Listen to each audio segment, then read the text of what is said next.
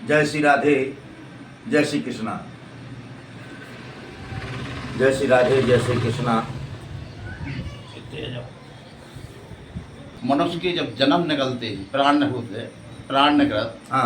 निकलने के बाद भी मनुष्य कहाँ जाते प्राण। अच्छा, आपने प्रश्न पूछा है कि मनुष्य के प्राण कैसे निकलते हैं, आत्मा कहाँ निवास करती है, कैसे निकलती है। इसके बारे में जानता तो कोई नहीं है, परंतु हमारे हिंदू शास्त्र के अनुसार धर्म ग्रंथों में जो बताया गया है, जैसे गरुड़ पुराण के अंतर्गत बताते हैं कि मनुष्य के प्राण दो प्रकार से निकलते हैं। पहली तो बात यह है कि जीव के अंदर, मनुष्य के अंदर आत्मा एक ईश्वर का ही अंश कहलाता है। रामायण में तुलसीदास जी ने इसको लिखा भी है, ईश्वर अंश जीव अविनाशी, कर्त के पास सबकी घटवासी।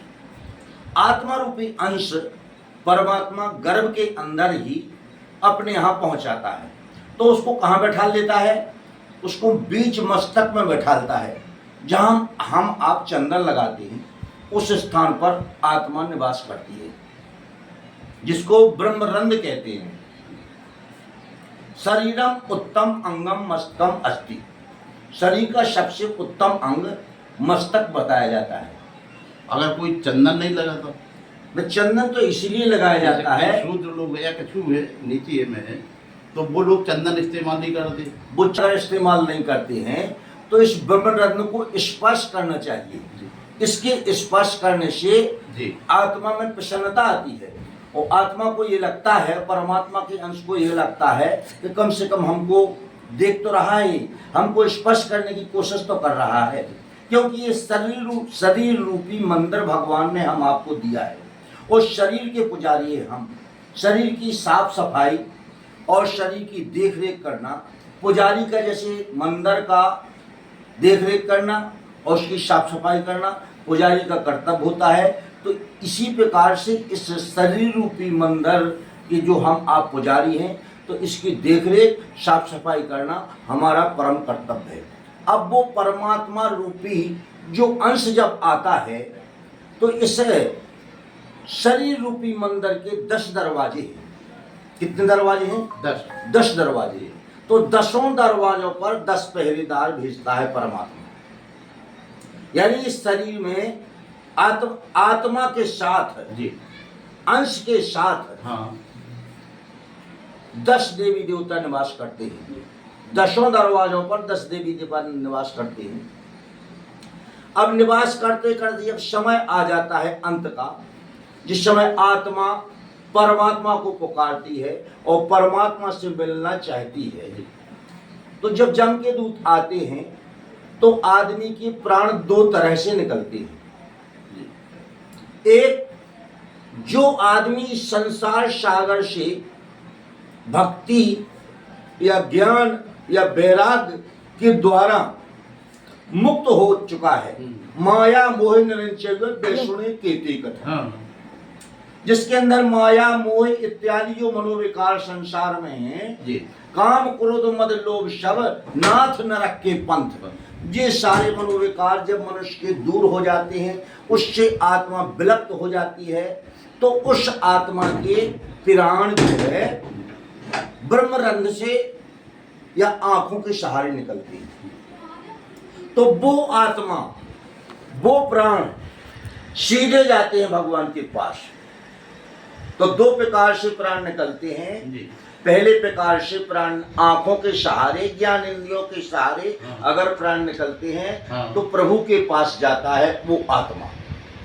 दूसरा, इस संसार सागर में परेशान होकर के जो मनुष्य, इतनी परेशानी मनुष्य को आ जाए कि भगवान अब हमें अपने अंदर लीन कर लो। एक तो भगवान की भक्ति के द्वारा, दूसरा इस संसार से तंग आकर के जो मरना चाहता है और जो मरता है, तो उसके भी प्राण जो है ब्रह्मरंध्र से ही निकलते हैं। जो अकाल मृत्यु मर जाए, जो अकाल मृत्यु मर जाता, हाँ, ये भी प्रश्न है। ये हमारे गरुड़ पुराण के अंदर बताया जाता है। जैसे उदाहरण के लिए किसी भी मनुष्य की परमात्मा ने उम्र 80 साल की लिख दी। और 80 साल के बीच में अगर आदमी की अकाल मृत्यु हो जाती है, जिसको अकाल मृत्यु करते हैं, किसी को सांप ने डस लिया, या कोई जो है एक्सीडेंट के द्वारा मर गया, या कोई फांसी लगा के मर गया, या कोई जहर खा के मर गया, अब उसकी उम्र 80 साल की है, अब वो मर गया, तो मरने के उपरांत भगवान के यहाँ यमराज के दरबार में उसकी पुकार नहीं होती। कि इसको अभी क्यों लेकर के आ गए? यम के दूत है, आप यम के दूतों से यमराज जी कहते हैं इसको क्यों लेकर के आए? इसकी तो उम्र अभी और लंबी है, तो इसको छोड़ दो मृतलोक। तो उसको मृतलोक में छोड़ दिया जाता है। अब जब वो मृतलोक में जाता है तो जहां उसका मृत शरीर पड़ा हुआ है, उस मृत शरीर के पास आता है, 3 चक्कर लगाता है, और 3 चक्कर लगाता है तो वहां वो देखता है कि हम इस शरीर में कहां से प्रवेश कर जाएं, और प्रवेश करने के लिए उसे कोई रास्ता नहीं मिलता है, क्योंकि 10 दरवाजे पर जो 10 देवी देवता बैठे रहते हैं, हमने पहले बताया है कि 10 दरवाजे पर 10 देवी देवता बैठे रहते हैं। तो वो देवी देवता जैसी आत्मा निकल करके भागती है, उसी समय में 10 दरवाजे बंद करके देवी देवता भी चले जाते हैं। कुल मिलाकर के तारा चाबी लगा दिया और भाग गए देवी देवता, सब पहरेदार भाग गए 10। अब 10 तो दरवाजे हैं शरीर में, वो आत्मा फिर शरीर में प्रवेश करना चाहती है लेकिन नहीं कर पाती। इसके उपरांत जब उसको अंतिम संस्कार के लिए ले जाते हैं तो वहां आत्मा देखती है, अपने पुत्रों से, अपने नाती से, अपने परिजनों से कहती है कि इस शरीर को मत जलाओ, इस शरीर को हमने अच्छी सुरक्षा से रखा है और बढ़िया बनाया है, हमारे शरीर को क्यों जलाती हो? बार बार चिल्लाती है, कहती है, परंतु कोई उसकी बात सुन नहीं पाता है, क्योंकि उस आत्मा में और इस आत्मा में इतना ही अंतर है।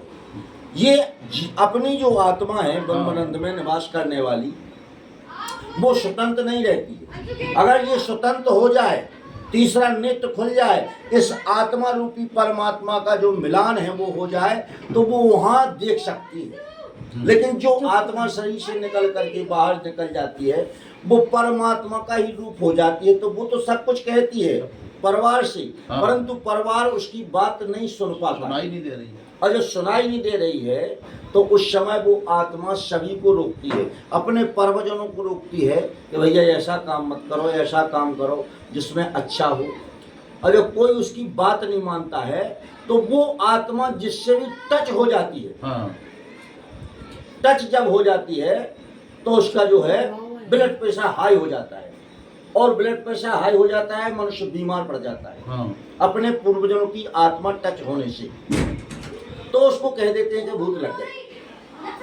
और अगर वेद पढ़ने वाला कोई वेद शास्त्री ब्राह्मण है, कर्मकांडी ब्राह्मण है, वो वहां पहुंच जाए और वो उसको छू दे तो वो तत्काल ठीक हो जाता है। डॉक्टर इलाज से कोई फायदा नहीं निकलता है। कुल मिलाकर के उसको मान लीजिए 80 साल की उम्र बताई और 20 साल में उसकी अकाल मृत्यु हो गई, तो 60 साल की उम्र उसको प्रेत योनि में भोगना पड़ती है। ऐसा गणो प्राण में लेख आता है। या किसी ने अच्छा धर्म कर लिया इतनी उम्र में, तो भगवान किसी भी व्यक्ति के यहाँ उसको पैदा कर देते हैं।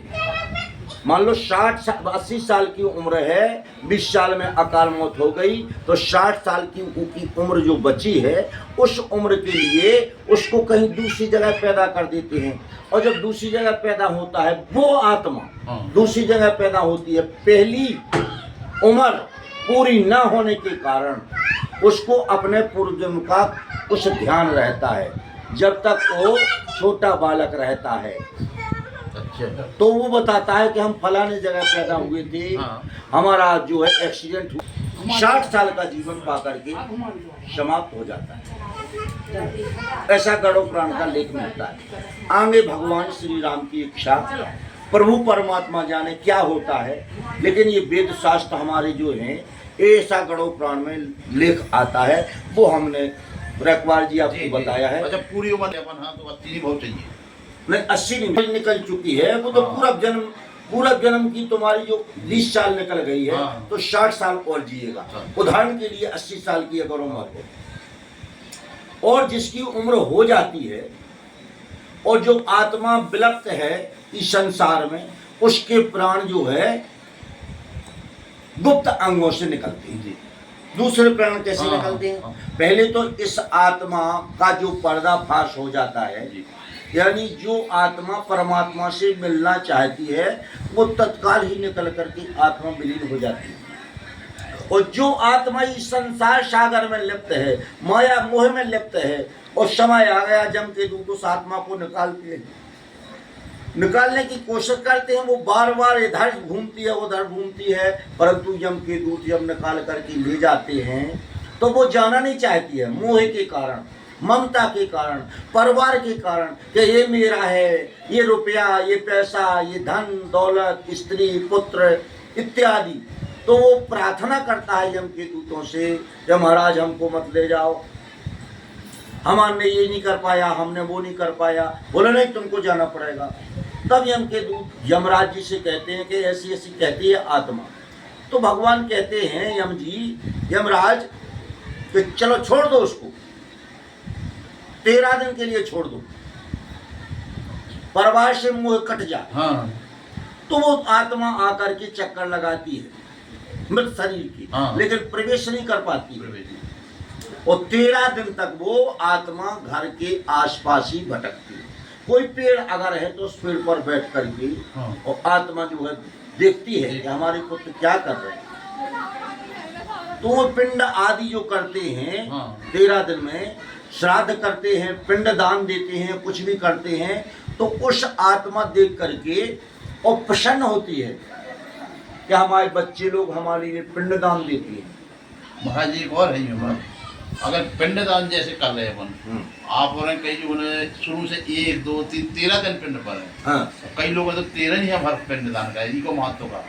इसका महत्व है कि देश काल और समय के हिसाब से ये है। वैसे अपने यहाँ 3 पिंड का विधान है, 3 पिंड का विधान है। कहीं कहीं लोगों की पद्धति के हिसाब से और देश काल के हिसाब से 13 पिंड दिए जाते हैं, कहीं कहीं 16 पिंड देते हैं।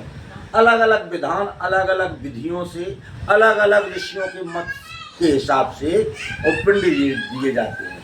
पिंड तो सिर्फ एक ही होता है जिसका कोई रंग रूप नहीं होता है, गोल जिसको बना दिया जाता है। जैसे शून्य लोक है, शून्य लोक का मतलब कुछ होता ही नहीं, शून्य माने शून्य, शून्य माने कुछ नहीं। तो इसी प्रकार से वो शून्य बना करके एक गोल पिंड बना करके जिसका पिंड दान करते हैं उसके निमित्त उस पिंड को रखा जाता है।